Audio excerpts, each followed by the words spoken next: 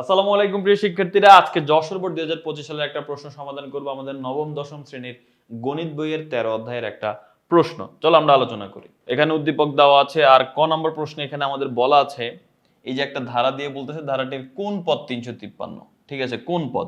প্রথমেই তোমাদেরকে বলে রাখবো, ধারা দেখলেই ওই ধারার প্রথম পদ অথবা সাধারণ অন্তর, প্রথম পদ অথবা সাধারণ অনুপাত নির্ণয় করে ফেলবা।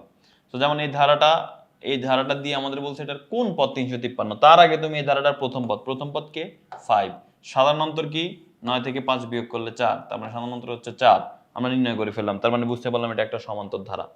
এরপরে সব সময় মনে রাখবা কোন পদ দেওয়া থাকলে তুমি সেটাকে n তম পদ ধরে ফেলবা। তো তুমি লিখবা যে অতএব ধারাটির n তম পদ 353। কি লিখবা? মনে করি ধারাটির n তম পদ, এই যে দেখো মনে করি ধারাটির n তম পদ 353, এটা তুমি লিখে ফেলবা। ওকে, ভালো কথা। এখন n তম পদ 353 লিখছি, এখন কি করব? এখন n তম পদের সূত্র লিখবা। n তম পদের সূত্র কি? আমরা জানি n তম পদের সূত্র হচ্ছে সমান্তর ধারার ক্ষেত্রে a + n-1 * d। তাহলে এটা আমরা n তম পদ জানি, কিন্তু আমরা কি বলছিলাম? n তম পদ সমান কত ধরছি? 353। তো n তম পদ হচ্ছে a + n-1 * d, আর এটা সমান কত? 353। তাহলে আমরা এখন প্রশ্ন মতে এটা লিখতে পারি। তো এই যে প্রশ্ন মতে a + n-1 * d * 353। এবার a এর মান প্রথম পদ 5 দেওয়া আছে, আর সাধারণ অন্তর d এর মান দেওয়া আছে 4। এবার আমরা যদি ক্যালকুলেট করি, 5 এর জায়গায় 5 থাকবে, এই 4 এর সাথে দুইটা গুণ করো। 4 এর সাথে n গুণ করলে হবে 4n, আর 4 এর সাথে 1 গুণ করলে হবে 4। এখন আমরা 4n এর জায়গায় 4n রাখতেছি, 5 থেকে 4 বিয়োগ করলে কত হয়? 1, আর এই জায়গায় আছে 353। এখন +1 কে আমরা ওই পাশে পাঠিয়ে দিই, মাইনাস হয়ে যাবে। 353 থেকে 1 বিয়োগ হয়ে যাবে, 353 থেকে 1 বিয়োগ করলে হয় 352। তার মানে 4n সমান হচ্ছে আমাদের 352। এখন n সমান কত হবে? 4 গুণ আকারে আছে, ওই পাশে গেলে ভাগ হয়ে যাবে। তাহলে 4 ভাগ হয়ে গেল, তাহলে 352 কে যদি আমরা 4 দিয়ে ভাগ করি তাহলে কত হয়? 88। তার মানে n এর মান পেয়ে গেছি আমরা 88। nটা কি ছিল? ওই যে দেখো আমরা ধরছিলাম যে n-তম পদ হচ্ছে 353, তো n এর মান 88 আসছে, মানে অতএব 88তম পদ সমান 353। আমাদের বলছিল কোন পদ 353, মানে 88তম পদ 353। যখন এটা লিখে দিব, অতএব ধারাটির 88তম পদ 353। আমাদের ক নাম্বার প্রশ্নটা সমাধান হয়ে গেল। এখন আসো আমরা খ নাম্বার প্রশ্নটা সমাধান করব। খ নম্বর প্রশ্ন এখানে বলতে সমান্তর ধারাটির, এখানে দুইটা ধারা দেওয়া আছে, প্রথমটা সমান্তর ধারা, দ্বিতীয়টা গুণোত্তর ধারা। এখন তাহলে খ নম্বর করতে গেলে আমাদের 1 নম্বর নিয়ে কাজ করতে হবে, কারণ এখানে সমান্তর ধারার কথা বলা হয়েছে। এখানে একটা সমান্তর ধারার কথা বলা হয়েছে, বলছে ওই ধারাটার, ওই যে সমান্তর ধারাটা, ওইটার প্রথম 15 পদের সমষ্টি নির্ণয় করো। তো সমান্তর ধারার 15 পদের সমষ্টি n-তম পদ এততম পদ নির্ণয় করতে গেলে তোমার যে দুইটা জিনিস লাগবে, একটা হচ্ছে প্রথম পদ আর একটা হচ্ছে সাধারণ অন্তর। এখানে দেখো সরাসরি প্রথম পদ সাধারণ অন্তর কিন্তু দেওয়া নাই। এখানে তোমাকে দুইটা সিনারিও দেওয়া আছে। প্রথম সিনারিওতে বলতেছে এই সমান্তর ধারার 12তম পদ 28, দ্বিতীয় সিনারিও হচ্ছে 18তম পদ 58। এই দুইটা সিনারিও নিয়ে কাজ করে তুমি প্রথম পদ a এবং সাধারণ অন্তর d বের করে নিতে হবে। প্রথম পদ a এবং সাধারণ অন্তর d বের করার পরে তারপরে গিয়ে তুমি এই 15 পদের সমষ্টি নির্ণয় করতে পারবা। তো চলো আমরা এটা একটু সমাধান করি। তাহলে আমরা এখানে প্রথমে এই যে দেখো খ নাম্বার প্রশ্নের দিকে যদি আমরা দেখি, খ নাম্বার প্রশ্নে আমরা প্রথমে এখানে লিখে নিলাম যে মনে করি সমান্তর ধারার প্রথম পদ a, সাধারণ অন্তর d, আমরা মান জানি না। এখন সমান্তর ধারার n-তম পদের সূত্র আমরা একটু আগেও দেখেছি, a + n-1 * d। কিন্তু প্রশ্নের মধ্যে 12তম পদ আর 15তম পদ 18তম পদের কথা বলা ছিল। তো তাহলে এখন 12তম পদ কি হবে? n এর জায়গায় জাস্ট 12 বসে যাবে, a + 12 - 1 * d। 12 - 1 মানে 11, 11 এর সাথে d গুণ করলে 11d, তার মানে a + 11d। আর 18তম পদ কি হবে? a + 18 - 1 * d। 18 থেকে 1 বিয়োগ করলে কত হবে? 17, তার মানে a + 17d। তাহলে 12তম পদ হচ্ছে a + 11d, আর 18তম পদ হচ্ছে a + 17d। এটা তো আমরা বের করছি, কিন্তু প্রশ্নে দিয়ে দেওয়া আছে 12তম পদের মান, প্রশ্নে দিয়ে দেওয়া আছে 18তম পদের মানও কিন্তু প্রশ্নে দিয়ে দেওয়া আছে। বিশ্বাস করো না? এই যে দেখো, এই যে দেখো 12তম পদের মান 28, 18তম পদের মান 58। তাহলে তুমি বের করছো 12তম পদ হচ্ছে এইটা, কিন্তু প্রশ্নে বলা আছে এটা সমান হচ্ছে 28। তুমি বের করছো 18তম পদ হচ্ছে এটা, কিন্তু প্রশ্নে দেওয়া আছে এটা হচ্ছে 58। তাহলে এখন তুমি প্রশ্ন মতে লিখতে পারো এটা সমান 28, এটা সমান 58। এই যে দেখো প্রশ্ন মতে আমরা এই দুইটা জিনিস লিখতে পারি, এবং একটাকে 1 নং সমীকরণ, একটাকে 2 নং সমীকরণ দিয়ে দিলাম। এই যে দুইটা সমীকরণ নির্ণয় করছে, এখন এই দুইটা সমীকরণকে যোগ বিয়োগ করলেই কিন্তু তুমি a এর মান আর d এর মান পেয়ে যাবা। সো এখানে করা হয়েছে কি দেখো, এই 2 নং থেকে 1 নংকে বিয়োগ করে ফেলবো। এই 2 নং সমীকরণটা থেকে 1 নং সমীকরণ আমরা বিয়োগ করে ফেলবো। তো 2 নং সমীকরণ হচ্ছে এটা, এটা থেকে 1 নংটা যদি আমরা বিয়োগ করি তাহলে কি হয় দেখো, এটা যদি বিয়োগ করি, বিয়োগ করার ক্ষেত্রে দেখো এখানে আমি নিজে আগে একটু করে ফেলি। দেখো 2 নং থেকে 1 নং বিয়োগ, তাহলে 2 নং এর বাম পক্ষ যেটা সেটা আগে তুমি লিখবা, a + 17d বিয়োগ করব 1 নং এর বাম পক্ষ, 1 নং এর বাম পক্ষে কে a আছে, তাহলে a প্লাসের আছে বিয়োগ করলে হবে মাইনাসের, 11d প্লাসের আছে বিয়োগ করলে হবে মাইনাস 11d। এবার ডান পক্ষ বিয়োগ করতে হবে, আমরা কিন্তু 2 থেকে 1 বিয়োগ করতেছি, তো 2 নং এর ডান পক্ষ হচ্ছে 58, তার থেকে আমরা বিয়োগ করে দিব 28। এখন এই প্লাসে মাইনাসে কাটা যায়, 17d থেকে 11d যদি আমরা বিয়োগ করি তাহলে হবে কত 6d, 6d ইকুয়াল টু 58 থেকে যদি আমরা 28 বিয়োগ করি তাহলে হয় 30, তার মানে 6d equal to 30, d equal to কত হবে 6 এর পাশে গেলে ভাগ হয়ে যাবে, 30 কে 6 দিয়ে ভাগ করলে 5, তার মানে d এর মান 5, মানে সাধারণ অন্তর আমরা 5 পেয়ে গেলাম। তাহলে এখানে যদি আমরা দেখি এই কাজটাই কিন্তু করা হয়েছে, এই যে দেখো এখানে দেখছো d এর মান কত পাওয়া গেছে, d এর মান 5 পাওয়া গেছে। তো d এর মান 5, আমি তো বলছি d বাইর করলে হবে না, শুধু a ও বের করতে হবে। তো এই বের করতে পারবো খুবই সহজে, d এর মান যে কোনো একটা সমীকরণে বসাই দাও। এই যে এটা আমাদের 1 নং সমীকরণ ছিল না, এই যে 1 নং সমীকরণ এটা ছিল, তো 1 নং এখানে বিয়োগটা আবার অন্যভাবে দেওয়া আছে, তুমি যেভাবে বিয়োগ করতে পারো সমস্যা নেই। তো এখন দেখো 1 নং সমীকরণে আমরা এই যে d এর মানটা বসাই দিব। তো 1 নং সমীকরণে কি আছে, a + 11d = 58, তো d এর জায়গায় আমরা 5 বসাই দিব শুধু। এই যে দেখো a + 11 * 5 = 28। এখন 5 11 55, 55 ওই পাশে গেলে বিয়োগ হয়ে যাবে, 28 থেকে 55 বিয়োগ করলে হয় -27। তাহলে a এর মান আমরা পেয়ে গেছি, a এর মান -27, তাহলে a এর মানও পেয়ে গেছি, d এর মানও পেয়ে গেছি। এখন আমাদের বের করতে বলছে কি, আমাদের বের করতে বলছে যে 15 পদের সমষ্টি। এখন সব 15 পদের সমষ্টির সূত্রটা বসায় a এর মান d এর মান বসাইলে आंसर হয়ে যাবে। তো সমষ্টির সূত্র কি মনে আছে? সমষ্টির সূত্র হচ্ছে n/2 * 2a + n-1 * d।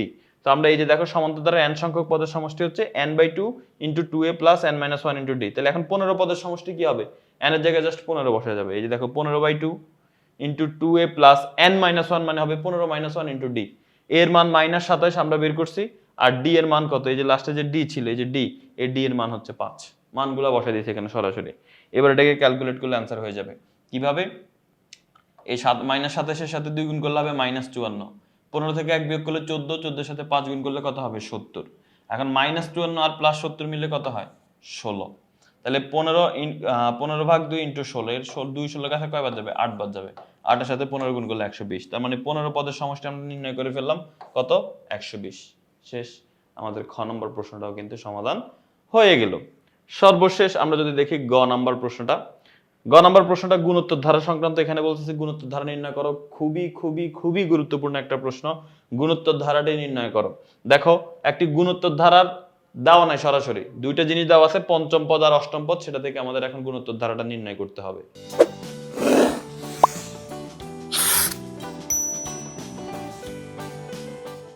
এখানেও কিন্তু দুইটা সিনারিও আছে, দেখো বলা হচ্ছে ধারার পঞ্চম পদ এত, অষ্টম পদ এত, এটা একটা সিনারিও, এটা একটা সিনারিও। এই দুইটা সিনারিও থেকে আমাদের দুইটা মান বের করতে হবে। একটা হচ্ছে এই ক্ষয়ের মতো, ক্ষয়ে যেমন আমরা a আর d বের করছি, এখানে a আর r বের করতে হবে, যেহেতু গুণোত্তর ধারা সাধারণ অনুপাত r বের করতে হবে। তো দেখো এটা ভালো করে দেখবে একটু, এটা খুবই গুরুত্বপূর্ণ, পরীক্ষায় এটা আসার সম্ভাবনা অনেক বেশি। এই অধ্যায় থেকে প্রশ্ন আসলে 99% চান্স এই টাইপের প্রশ্ন পরীক্ষা আসবে, এই গুণোত্তর ধারা সংক্রান্ত যেটা। ওকে, এখন আসো প্রথমে আমরা ধরে নেব যে প্রথম পদ a, সাধারণ অনুপাত r। এখন আমরা n তম গুণোত্তর ধারার ক্ষেত্রে n তম পদের সূত্র জানি ar⁴n-1। কিন্তু প্রশ্নে দুইটা তম পদের মান দেওয়া আছে, সেই দুইটা তম পদ কি, একটা হচ্ছে পঞ্চম পদ, একটা অষ্টম পদ। তাহলে এখন আমরা পঞ্চম পদ বের করব, অর্থাৎ পঞ্চম পদের সূত্র কি হবে, n তম পদের ক্ষেত্রে n-1, তাহলে পঞ্চম পদের ক্ষেত্রে 5-1, 5-1 মানে কি 4, তার মানে ar⁴, আর অষ্টম পদ ar⁴ মানে ar⁴। তাহলে পঞ্চম পদ আমি পাইছি ar⁴, অষ্টম পদ আমি পাইছি ar⁴, কিন্তু প্রশ্নে বলে দিছে যে পঞ্চম পদের মান হচ্ছে 1/32, মানে ar⁴ = 1/32, আর অষ্টম পদের মান বলে দিয়েছিল 1/256, তার মানে এটা হবে 1/256। তাহলে 1 নং আর 2 নংটা আশা করি বুঝতে পেরেছো। এই যে দেখো এখানে কিন্তু এই যে প্রথমটা, এই যে ar⁴ = 1/32, ar⁴ = 1/256, 1 নং আর 2 নং সমীকরণ দেওয়া আছে। এরপর কি করছিলাম ক্ষতে মনে আছে, এই দুইটা সমীকরণ বের করে আমরা হচ্ছে বিয়োগ করছিলাম, একটা থেকে আরেকটা বিয়োগ করছিলাম, বাট গুণোত্তর ধারার ক্ষেত্রে তোমাকে ভাগ করতে হবে। তো এখন ভাগ করার ক্ষেত্রে একটা জিনিস খেয়াল রাখবা, যেটার পাওয়ার বেশি সেটাকে ভাগ করবা, যেটার পাওয়ার কম সেটা দিয়ে। অর্থাৎ এখানে 2 নং এর পাওয়ার বেশি, তার মানে 2 নং ভাগ 1 নং হবে, অর্থাৎ 2 নং এর মানগুলো উপরে থাকবে লবে থাকবে, 1 নং এর মানটা হরে থাকবে। তো এখানে এই যে দেখো 2 নং সমীকরণকে 1 নং সমীকরণ দ্বারা ভাগ করলাম আমরা। তো ভাগ করার নিয়ম কি, দেখো ভাগ করার নিয়ম হচ্ছে 2 নংয়ের বাম পক্ষকে 1 নংয়ের বাম পক্ষ দিয়ে ভাগ করতে হবে প্রথমে। এই 2 নংয়ের বাম পক্ষ এটা, এই যে এটাকে ভাগ করবে 1 নংয়ের বাম পক্ষ দিয়ে, এই যে 1 নংয়ের বাম পক্ষ দিয়ে ভাগ করলাম। এই যে 2 নংয়ের ডান পক্ষ হচ্ছে এটা, ভাগ করলাম 1 নংয়ের ডান পক্ষ দিয়ে 1/32 দিয়ে। এখন দেখো এ কাটা যায়, উপরে আর হচ্ছে 60টা, নিচে আর হচ্ছে 4টা, কাটাকাটি করলে কটা আর থাকবে? 3টা থাকবে। আচ্ছা, এরপরে উপরে আছে 1/256 লিখলাম।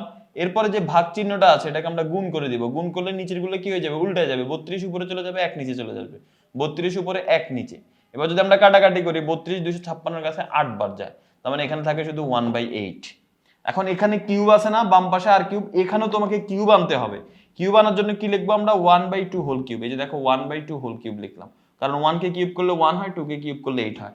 এখন উভয় পক্ষ থেকে যদি আমরা কিউবকে কাটাকাটি করে দেই, তাহলে কি থাকে? r = half. এই যে দেখো r এর মান শুধু হাফ থাকে। r এর মান কি থাকে? r এর মান শুধু হাফ থাকে। ওকে, তাহলে আমি বলছিলাম a আর r নির্ণয় করব, আমাদের কিন্তু r নির্ণয় করা হয়ে গেছে। এর মান দরকার, কোনো প্যারা নাই, তুমি এর মান এই যে এই r এর মানটা 1 নং সমীকরণে বসাই দাও, এর মান হয়ে যাবে, বা 2 নং এ বসাই দাও, এর মান চলে আসবে, একই অ্যানসার আসবে। সেখানে যে দেখো r এর মান 1 নং সমীকরণে বসাবো, এই জাস্ট এই জায়গায় r এর মানটা কত বসাই দিব? হাফ টু দি পাওয়ার 4। এই যে দেখো এখানে সেম কাজটা করা হয়েছে, এই যে দেখছো আর এর জায়গায় শুধু হাফ টু দি পাওয়ার 4 হয়ে গেছে, আর 1 নং হুবহু সেম আছে। এখন আমরা 1 এর উপর পাওয়ার 4 দিলে 1 হবে, 2 এর উপর পাওয়ার 4 দিলে 16 হবে। এখন দেখো লবে কোনো কিছু থাকা মানে হচ্ছে সেটা গুণ আকারে থাকা, হরে কোনো কিছু থাকা মানে সেটা ভাগ আকারে থাকা। তাহলে এই একটা গুণ, এই যে এর সাথে গুণ আকারে আছে, আর এই 16টা ভাগ আকারে আছে। তো যে এক যেহেতু গুণ আকারে আছে, এক ওই পাশে গেলে কি হয়ে যাবে? ভাগ হয়ে যাবে, মানে 32 এর কাছে চলে যাবে, নিচে চলে যাবে। তো 32 এর সাথে 1 গেলে 32 একে 32ই হয়। আর 16 এটা ভাগ আকারে আছে, এটা এই পাশে গেলে গুণ হয়ে যাবে, মানে লবে চলে আসবে। 16 এখানে 1 এর সাথে আসলে 16 একে 16 হবে, এই যে দেখো 16 একে 16। আর এখানে শুধু a থেকে যাবে a।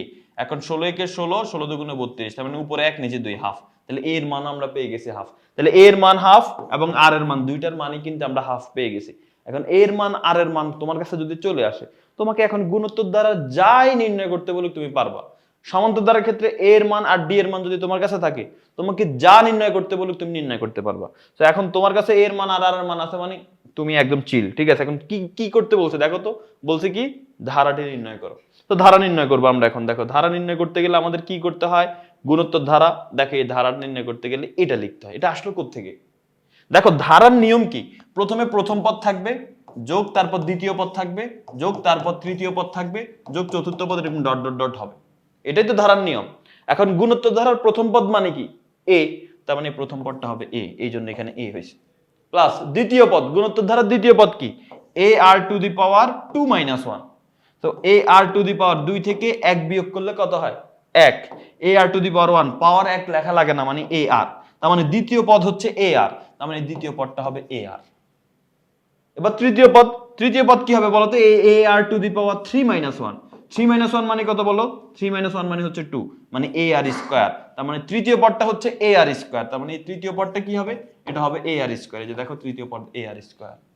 সো এই প্রথম পদ, দ্বিতীয় পদ, তৃতীয় পদ, চতুর্থ পদ, এরপর প্লাস ডট ডট ডট, শেষ। আমাদের ধারাটা তৈরি করা হয়ে গেছে। এখন জাস্ট মান বসাই দিব, আমাদের কাজ শেষ। তাহলে a এর মান আমরা পেয়েছি হাফ, এখানে a এর মান হাফ বসাই দিব, প্লাস a এর মান এখানে পেয়েছি হাফ, r এর মানও পাইছি হাফ। এই যে r এর মান হাফ পাইছি, এই যে a এর মান হাফ পাইছি, উপরে একটু আগে আমরা r এর মান হাফ পাইছি। আবার a এর মান এখানে হাফ, আর r এর মান কি? হাফ। এটার উপর কি হবে? স্কয়ার হবে। প্লাস a এর মান হাফ, আর r এর মান হচ্ছে হাফ, তার উপরে কিউব হবে। এরপরে হাফের জায়গায় হাফ থাকবে, এখানে প্লাস 1 আর 1 গুণ দিলে 1, 2 দুগুণে কত? 4, প্লাস 1 কি স্কয়ার করলে হবে 1, সেই 1 এর সাথে এই 1 গুণ করলে হবে 1। 2 কি স্কয়ার করলে হবে 4, 4 এর সাথে এই 2 গুণ করলে হবে 8। এরপরে দেখো 1 কে কিউব করলে 1 হবে, 1 এর সাথে 1 গুণ করলে হবে 1। 2 কে কিউব করলে হবে 8, 8 এর সাথে 2 গুণ করলে কত হবে? 16, প্লাস ডট ডট ডট। এটাই তোমার সেই কাঙ্ক্ষিত ধারা। এই যে দেখো, এটা কিন্তু আমাদের নির্ণয় করা হয়েছে। এই যে দেখো, এখানে দেখো, বিশ্বাস যেহেতু করো না, তোমাদেরকে একটু দেখাই। এই যে দেখছো, এই যে দেখো, এই যে ধারা নির্ণয় করা হয়ে গেছে। প্রথম পদ, দ্বিতীয় পদ, তৃতীয় পদ, চতুর্থ পদ, 4টা পদ বের করলে হবে, পরেরগুলো ডট ডট দিয়ে দিবা, শেষ। খেলা শেষ। আমাদের এই ম্যাথটাও সমাধান করা হয়ে গেল। পরবর্তী আরেকটা ভিডিওতে দেখা হবে। সেই পর্যন্ত ভালো থাকো, সুস্থ থাকো, আল্লাহ হাফেজ, আসসালামু আলাইকুম।